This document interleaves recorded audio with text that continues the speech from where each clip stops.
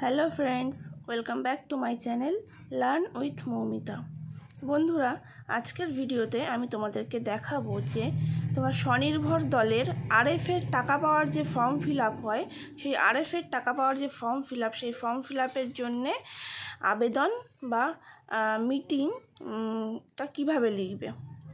আরএফের form fill আপের আবেদনের যে মিটিং, সেই মিটিংটা তোমরা কিভাবে লিখবে সেটাই আজকের ভিডিওতে দেখাবো।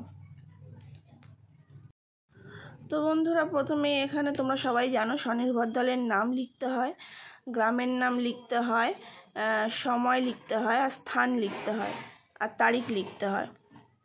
ওপরে এইগুলো লিখে নেওয়ার পরে তারপরে হচ্ছে আলোচ্য বিষয়। আলোচ্য বিষয় হচ্ছে 1 নম্বরে হচ্ছে পূর্বসভার কার্য বিবরণী পাঠ ও আলোচনা। তারপরে 2 নম্বর দিয়ে আরএফ ফর্ম ফিল আপের আবেদন। 3 নম্বরে হচ্ছে বিবিধ। তারপরে সর্বপ্রথম সভানেত্রী সভার আসন গ্রহণ করলে সভার কার্য শুরু হয়। এরপর সম্পাদিকা, তোমাদের সম্পাদিকার নাম লিখবে। পূর্ব সভার কার্য বিবরণী পাঠ করে শোনান। দলের কোনো সংযোজন ও বিয়োজন না থাকায় সকল সদস্য দ্বারা সভা অনুমোদন লাভ করে।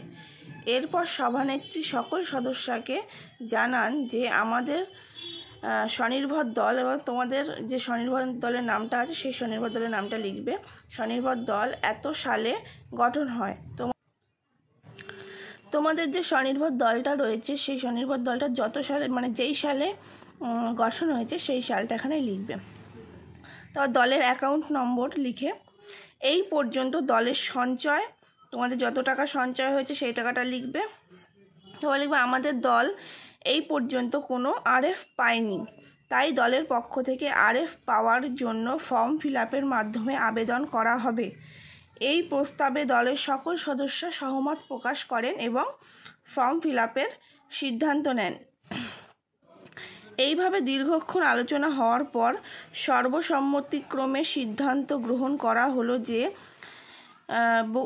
তোমাদের এখানে স্বনির্ভর দলের নামটা লিখবে। স্বনির্ভর দলের ফর্ম ফিল আপ করে সংঘ অফিসে জমা দেওয়া হবে, যাতে আরএফের 15,000 টাকা পাই তার ব্যবস্থা গ্রহণের জন্য আবেদন করা হলো। তারপরে সিদ্ধান্ত লিখবে 1 নম্বরে বকুল টু স্বনির্ভর দলের, মানে তোমাদের যে স্বনির্ভর দলের নামটা আছে সেই স্বনির্ভর দলের নামটাই কিন্তু লিখবে।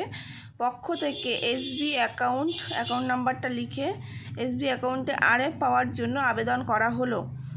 তার নিচে লিখবে উক্ত সভায় আর কোনো বিশেষ আলোচনা না থাকায় দলের সভানেত্রী সকলকে ধন্যবাদ জানিয়ে সবার কার্য সমাপ্ত করেন।